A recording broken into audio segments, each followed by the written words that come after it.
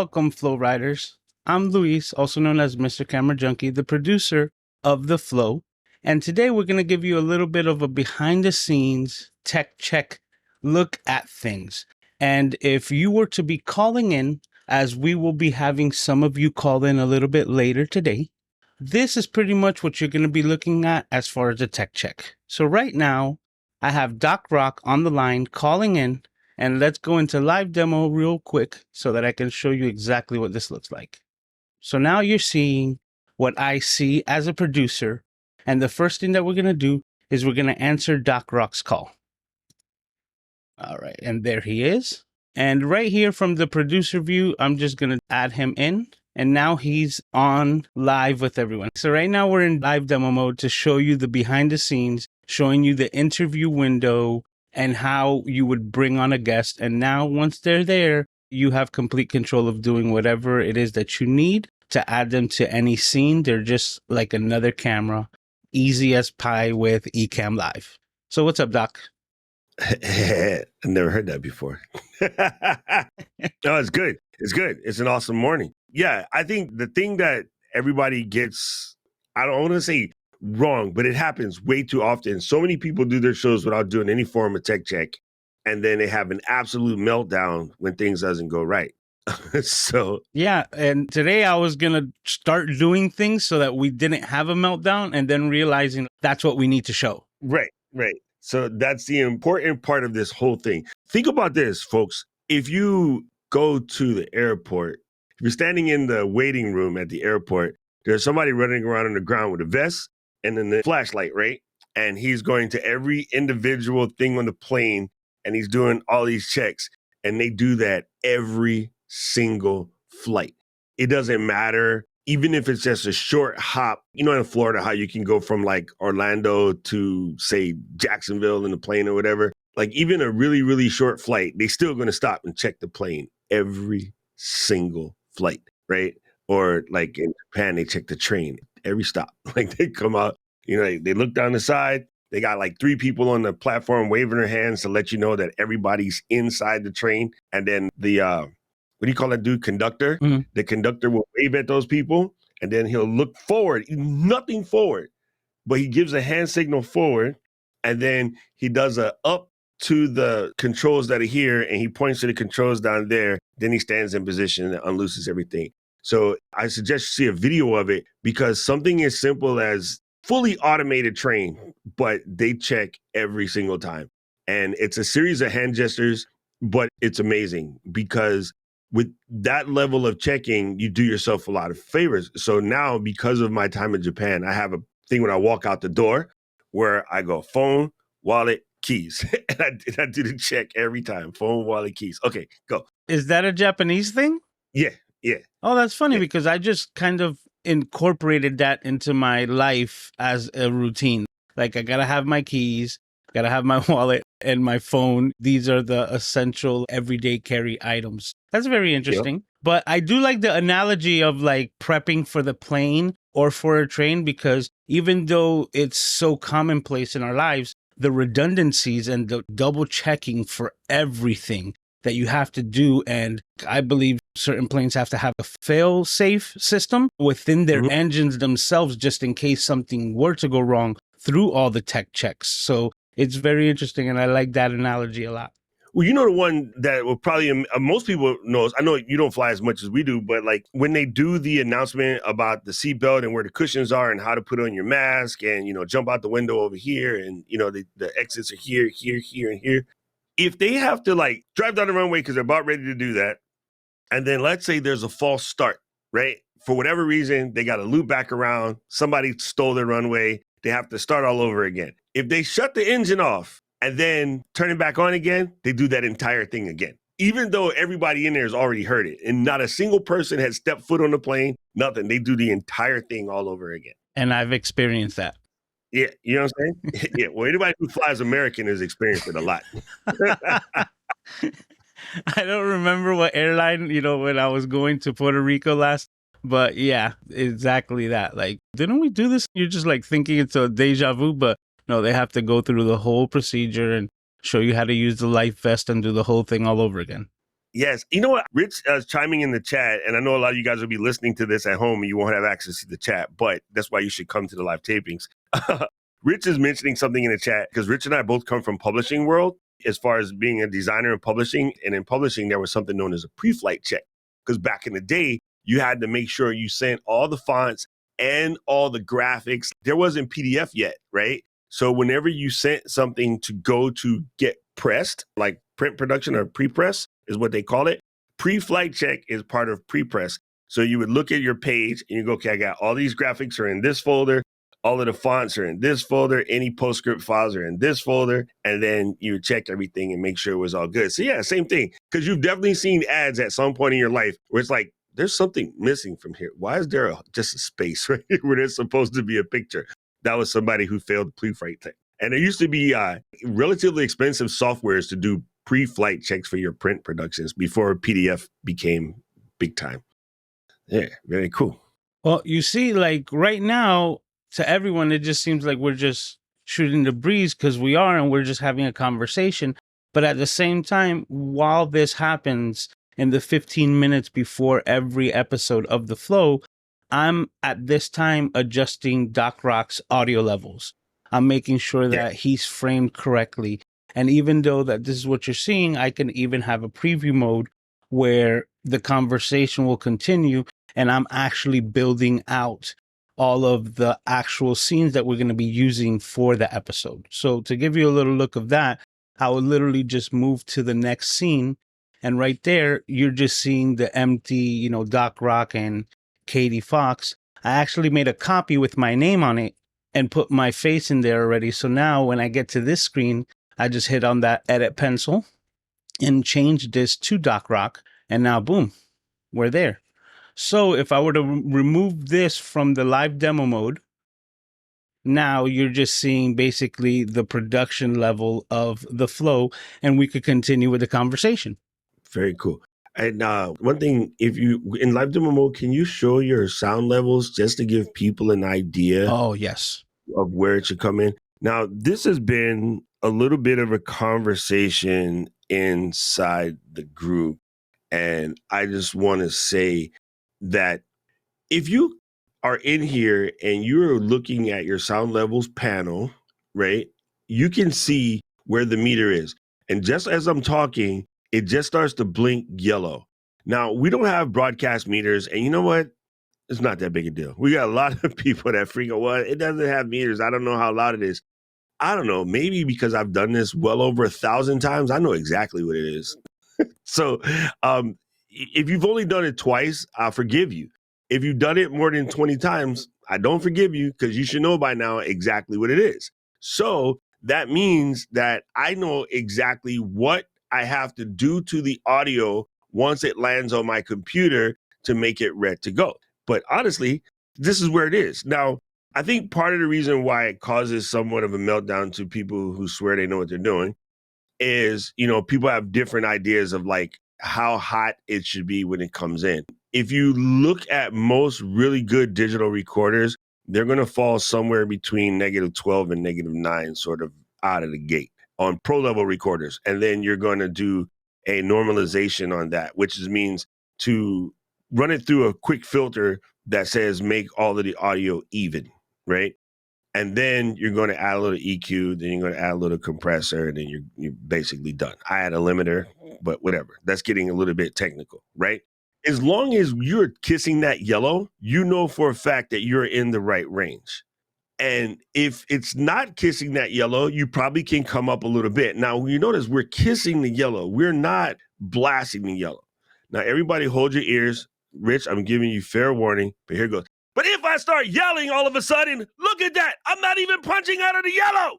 That's how you know that it's safe. Yep. And it's safe because I've brought your level down just a bit. And even the interview window, you can see I have it right at around 90 to prevent that. Right. You ever listen to a podcast, folks, and you hear when somebody's and they're talking or when they laugh every time they yeah, that's super obnoxious. That's called clipping. That's when the available volume taps the ceiling of what can possibly be audibly recorded. So all of that data gets crunched into the ceiling and it causes that noise. You're hearing all the sound banging off of that wall. So it's very important that even without numbers, you can do your check. And this is why sometimes in a live stream, if I know I'm going to edit it, even if people in the audience are going, I can't hear Rich. Too bad. Rich is fine here. And I'm going to leave it there. It's probably them. It's probably their volume, their computer, their headphones. They're in a noisy environment or whatever. If you're visually kissing this yellow, your audio is loud enough, period. And anybody that says they can't hear, I'm sorry, it's kind of on them. It's very important that you use your eyes and not just what you hear in the chat. Because I can't tell you, Paul and Kathy, Katie, how many times they've reacted to someone in the chat saying something's wrong with the audio and then break the audio for the entire show. I will never touch this. Once I said it because I know it's good, but even if someone in the audience says something, if like 3 people say something, then I'll trust it. But if just one person says it, I ain't moving nothing. And that's such a good tip because, like you said, I've seen it happen so many times. And the best tip is that if you hear somebody complaining about either double audio, an echo, or that it's too low, don't change anything, right? You have Yes. the ability to see the levels and see that you're in green. And so many times I see that in the chat while we're producing, and I'm looking at these levels and I'm like, not even sweating it because everything here going out is okay. And then we'll get a message a little bit later. Oh, I had 2 windows open, so it sounded like an echo. Oh, it was my volume was being routed somewhere differently to my headphones. And some people that we've seen have actually just ruined their live streams trying to find a fix to a problem that doesn't even exist. So that's Correct. the worst part, where you're chasing your tail for nothing because everything is running smooth, but a comment could really steer you in the wrong direction. Okay, so I want everybody to pay attention to this. Please look at the sound level. And again, people following at home, you're going to have to watch the replay of this in order to understand what we're saying. But this is a very key piece. So if you listen to nothing else and you got this far, you got about 2 more minutes and then you can hang up and do whatever you're doing. Okay, so I want you to notice the sound levels right now. When I am speaking, the only bar that is moving on Luis's side is the interview bar. If you only see one bar moving when I'm talking and when I stop, it disappears, there is no problem with the audio.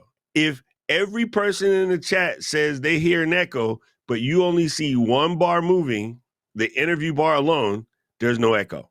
If I'm over here trying to point to the screen, can nobody see the screen? If you see the interview bar moving and the master input, in this case, it says, Chris microphone. Mhm. If you see both of those moving, then there's probably that slapback, because that means that my sound is also leaking through Luis's master interface. So that is when you're hearing a slapback. If you can see both guys moving when someone is talking, that's how you know. Okay, so now this is a tough one.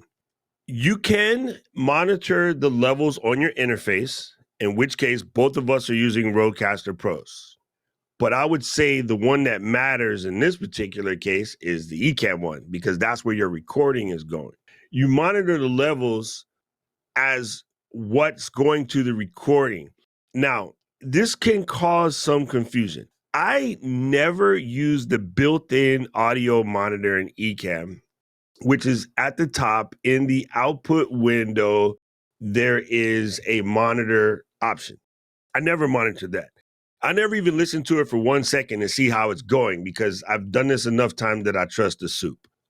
I always listen to my interface because that will give you kind of the purest sound of what's coming in, provided that that's also the interface that is selected for the sound to come out. So in Luis's situation, Chris' microphone is just a microphone. They don't have a listen, but the output of Ecamm is probably selected to the Rodecaster Pro. That works. Chris is a piece of software that's complicating things for today. In my case, I listen to the Rodecaster Pro, And I also have the Rodecaster Pro selected as the output for Ecamm. So all I need to do on the Rodecaster Pro is just see that the meter is moving. But the main meter that I'm concerned with is the one that's on the screen.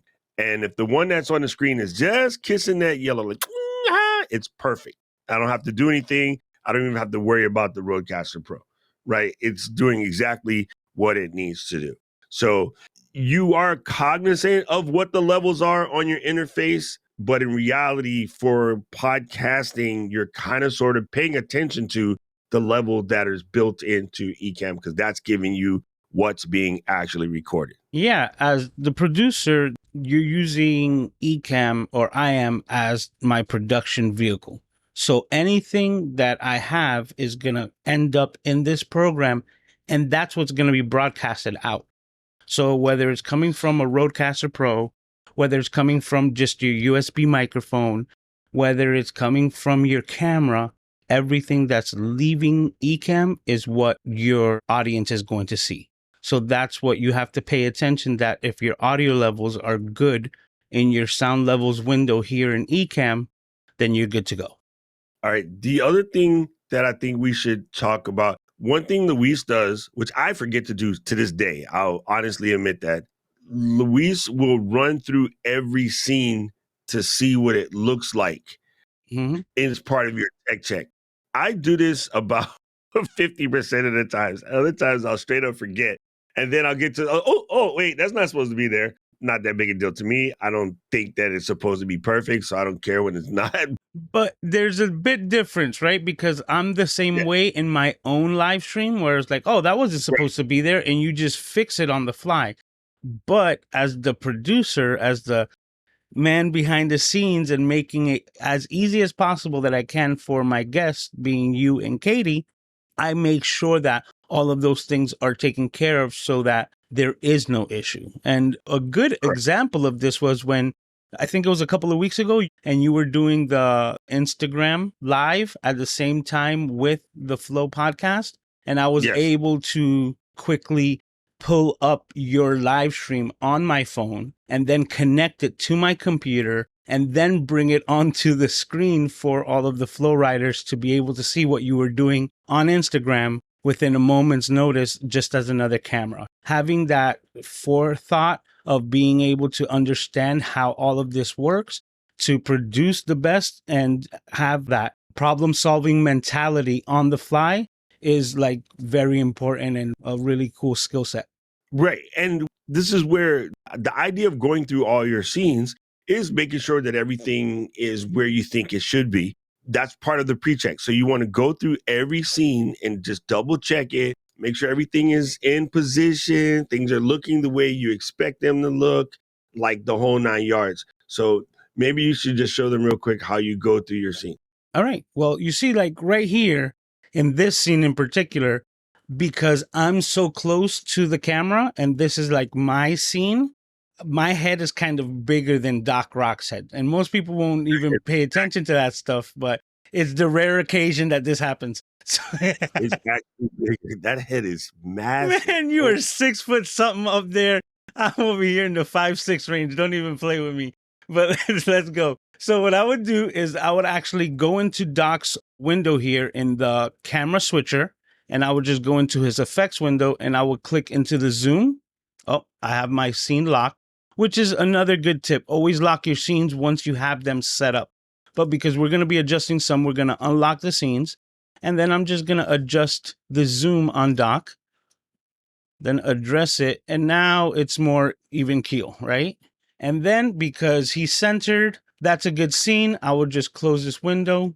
And now this scene individually is locked up this way. But if we wanted just another scene where it's just Doc, I'm just going to put it there. It's empty. So if I were to have moved into this scene, this is what you would be seeing as your broadcast, when we could just easily right away go back to the pencil and change the camera to Doc. A cool feature of Ecamm is even though the scene is locked, you can still adjust the cameras for ease of use. Because if every time you had to make that simple adjustment of changing the camera, I would have to come here, unlock, change the camera on the pencil, then relock to save it. that is just going to be so frustrating. So the fact that even though a scene is locked, you have the ability to change it is like ideal. And like, I love being able to get rid of that bar now in the middle. Like you just popped up the camera switcher that's in the actual master display. Mm-hmm. I 86 that thing right away now. Yeah, well, I still use it, believe it or not, for my what I call my producer view, right? So the Mm, first scene, yeah. this I leave bare bones as far as like Ecamm's ability, because let's say, like right now, if we were to invite somebody to come in and do a tech check, instead of having a window that's preset, this is the one that gives me the most, the most flexibility, because I could just remove someone. I can just click on dock and then he becomes the full screen. I can become the full screen and then add dock. And then just with the power of Ecamm's program itself and just making it as basic as possible, I'll be able to bring somebody else in and have them join in the chat and do the tech check on the back end just the same. It's really cool. And I like the idea of having a producer view. And, now that I think about it, I never do that because I'm producing myself. But it is actually a good idea to have one because if you have to suss out a problem, sometimes looking at it in its most vanilla state will make it easier to suss out a problem. So the producer view is a good idea. So today I learned I need to make me a producer view. It is actually a pretty smart scene. I suggest everybody add that to their repertoire. And it's also the only one that I leave unlocked so that it has full functionality. I can move everything around and it gives me that power of just, I can do it. Correct. All right. Now, the other things that you should be checking in your pre-check is making sure. Now, I've done this several times and it's only happened twice, but it's painful when it happens. Check your hard drive to make sure you have enough space for your recording. Yes. that is tough. Bruh, this machine here, my master machine that I work with on a daily basis, I have a script that runs that cleans it up every week. It's an application by Noodlesoft, like ramen noodles. It's called Hazel. Hazel, like the maid from what show was that? You've mentioned this before, and I keep thinking that you keep messing it up. So No, regardless, because the maid that you keep talking about is the one from the Brady Bunch, but that was Alice. that's Alice. Yeah. So I'm not Um, familiar with Hazel, but continue. It's a good program. hey, let me look it up because now it's messing with me. Let's see if we hear anything in chat. Yeah, Hazelberg. That was actually the TV show was called Hazel. There you go. Okay. So That's why it's an old black and white TV show, and it's funny because George and Paul are old enough to know that. So anyway, it was a black and white TV show. I fully remember this. Shirley Booth, that's her name, the lady who played Hazel. Anyway, it basically would go by and clean up your machine and do all of those weird things, right? So I have it set that every week at the end of the week, go by and grab all of my things and clean them up. all right. So everybody heard that little jingle.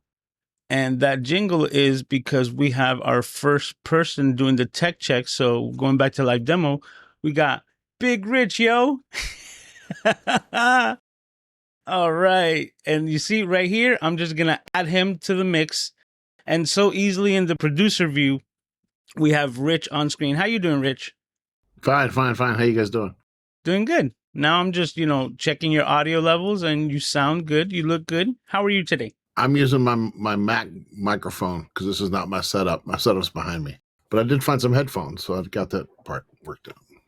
And look, that's another great tip, because just a set of headphones is going to separate the audio and eliminate what we call slapback echo. And that little bit of added tech actually makes Rich sound very good, because the microphone is not trying to pick up anything except his voice and is not trying to deal with him hearing us coming out of the speakers.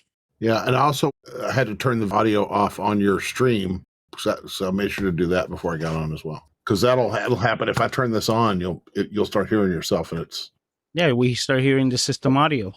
So one thing that was really good. I don't know if you guys caught that real quick. I think Luis did it so fast.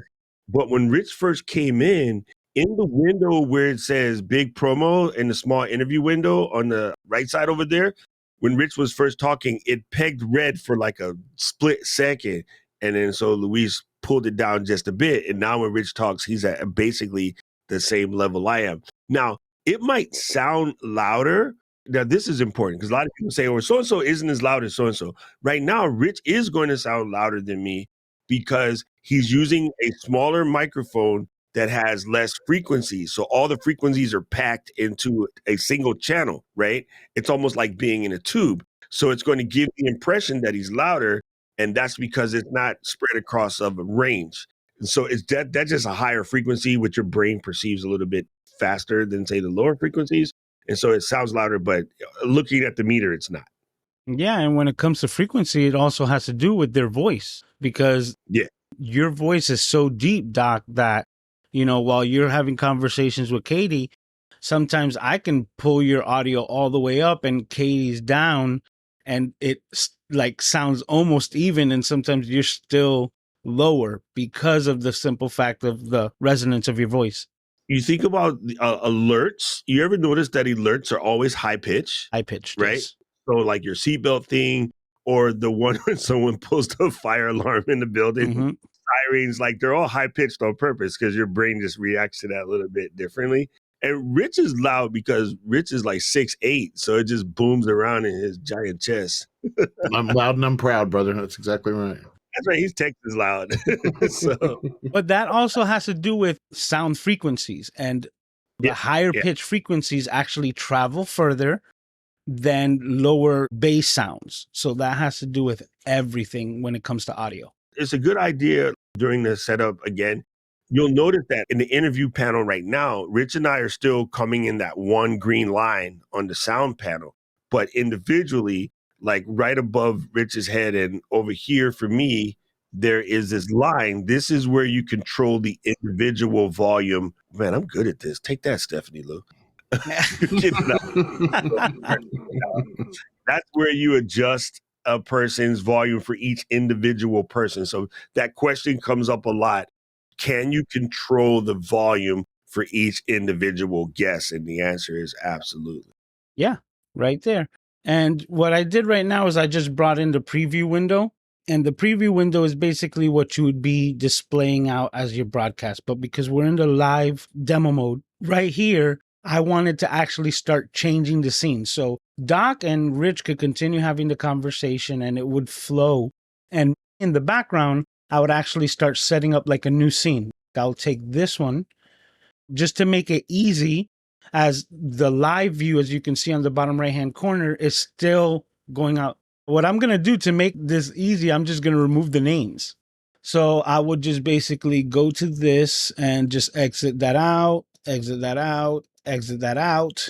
Well, this is good too, because it's letting people who haven't really seen it before understand how you do it as a producer where you're not on camera.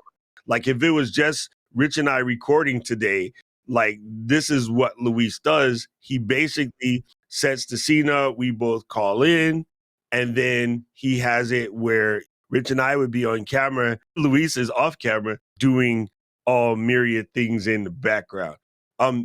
Rich, when you guys are producing for a creative part, do you take turns with different producers or do you pretty much handle the production? It's all on me. I do it all. We could do it that way, but it's just easier because I end up doing all the editing and Premiere and everything else. Yeah, it definitely would seem easier to just have it where one person is messing with it too. Yeah. But I am doing remote production on a different computer than my source feed. Like you're going to send your file to Luis and Katie would send her file to Luis. I have a file that I send to myself. But so I have an ISO file of my own on a different computer.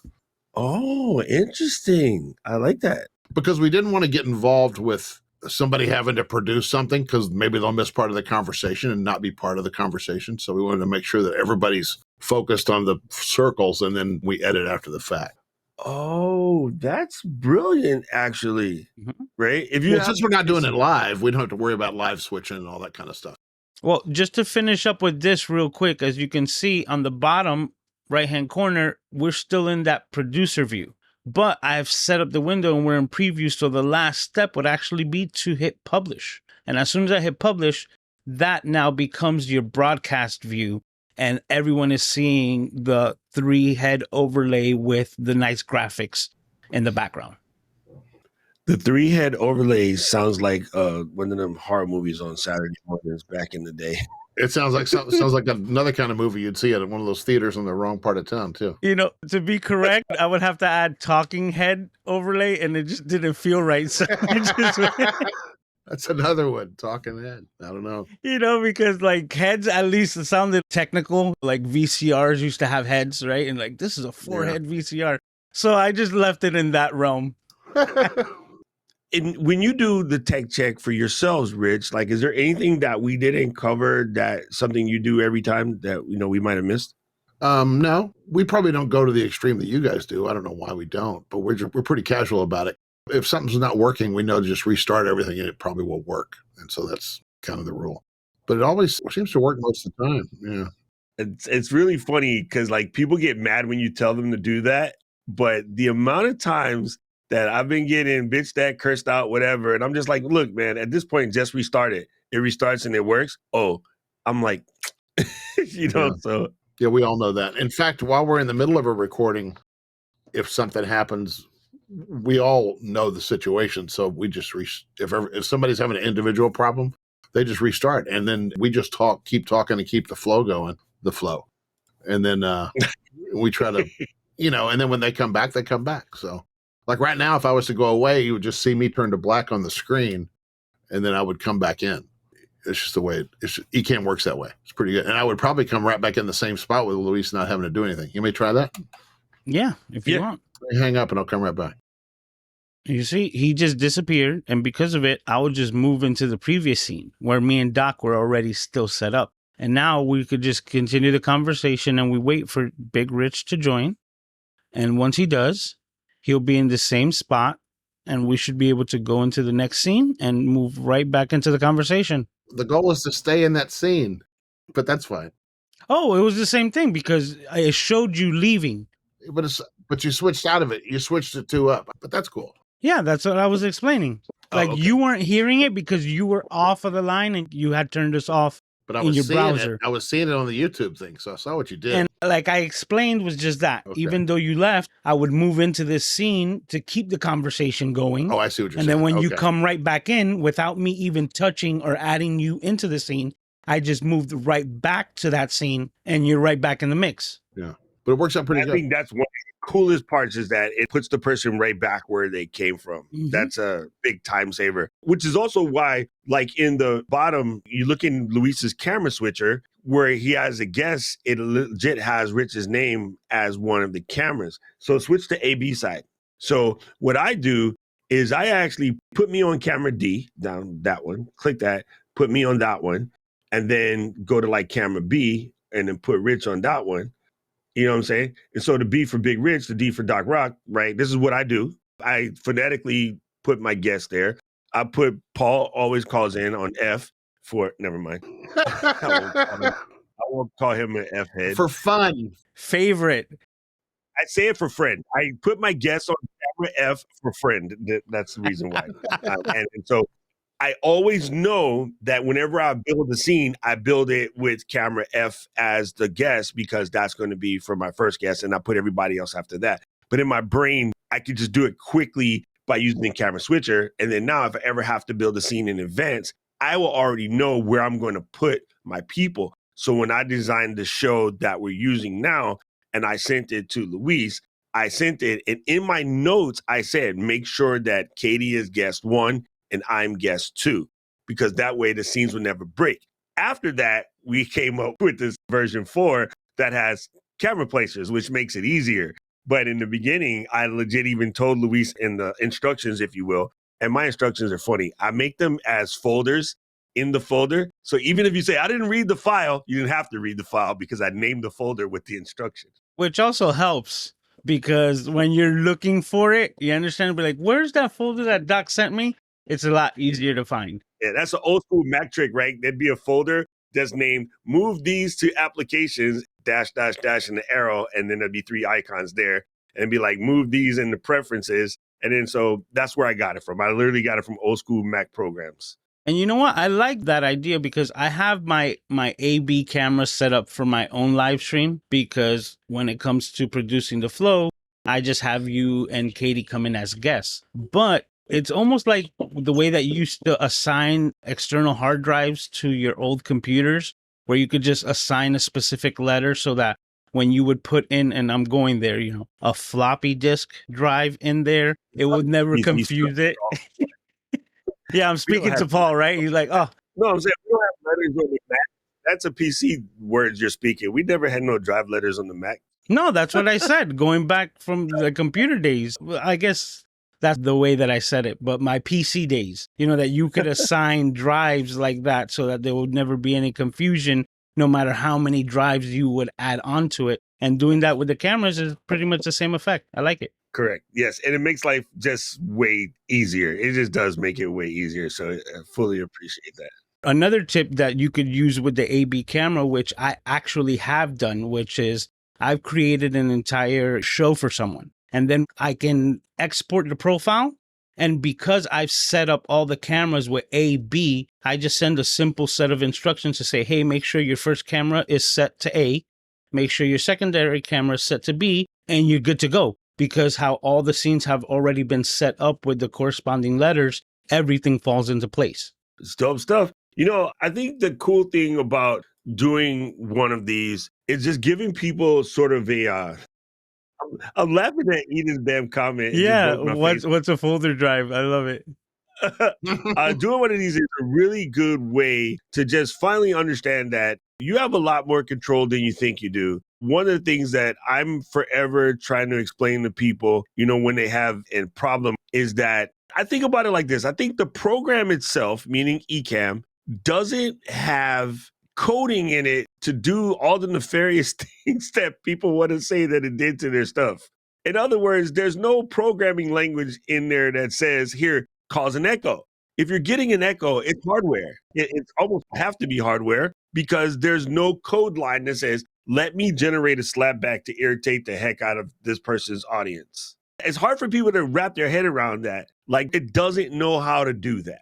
That was one of my conversations with people like, well, this machine did so and so and so. That machine doesn't know how to do that. The person operating the machine did that. Its computer don't know how to do nothing you don't tell it to do. Let's just put it that way. The problem consists between the keyboard and the chair. Correct. We used to always say there was a loose nut on the controls. I like that. Oh, that's really good. That's kind of funny because that just about specifies our show producer, Mr. Luis Vega. Thank you. Dude, this has been super, super good. I want to get into checking with everybody for questions, for answers, so that way we have some time to run through this real quick. For anyone who's enjoyed this episode, I know it's a little bit different from what we normally do, but we wanted to give you a deep behind the scenes of the way we set up for a show because there's just a lot of questions. And we thought like maybe we would be able to help you with some of them questions. Hope you enjoyed this. If you have any further questions and you're not watching this live taping, please send it to flow@ecamm.com. That's FLOW@ECAMM.com. And then we will work you into an episode so that we can make sure that you understand what you need in order to do your podcast. And people, I know a lot of you guys are catching this. There's no better time than the present. Today, actually, let me fix this. Let me say this the way I want to say it. Yesterday was the best day to start a video podcast. And if you missed that, well, you can start today. So, Luis, you're in live demo mode. You just did a me. No, I know, but I still wanted to put that up there because that's what you were talking about. I was just waiting for you to get into the script. Okay. Oh, well, now this show is brought to you by Descript or Descript, however you want to say it. Doesn't matter. Just use it. This is the bee's knees. This is, that's hashtag Diana Gladney. This is the bee's knees Hall of Fame. This is literally one of the best applications ever. It allows you to record your podcast and then visualize it as if it were a Word or Google Doc. And if you can use a word processor, you know how to edit your podcast. It is quite amazing. It's very functional. They've added a lot of new tools. They made it even simpler than it ever was before. So even if you looked at the script a little bit ago, look at it again. It doesn't change. It went away for the summer and came back hot. So go and check out the script. You can find more about that at descript.com. Tell them Ecamm sent you. We got links in the descriptions for all of this stuff. That's another recording for The Flow. We record live every Tuesday on our YouTube channel over Ecamm Live on the old YouTube box. And then after that recording, we jump into Q&As, which we're going to do right now. So we'll see you again next week on The Flow. you.